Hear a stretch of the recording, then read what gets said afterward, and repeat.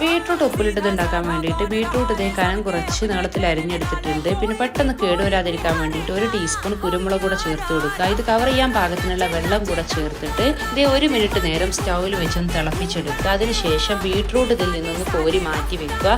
ഈ ബീട്രൂട്ടും വെള്ളവും തണുക്കുന്നത് വരെ വെയിറ്റ് ചെയ്യുക. അതിനുശേഷം ഇതുപോലെ ഒരു എയർ ടൈറ്റ് കണ്ടെയ്നർ എടുത്തിട്ട് അതിലോട്ട് ബീട്രൂട്ടിന് ചേർത്ത് കൊടുക്കുക.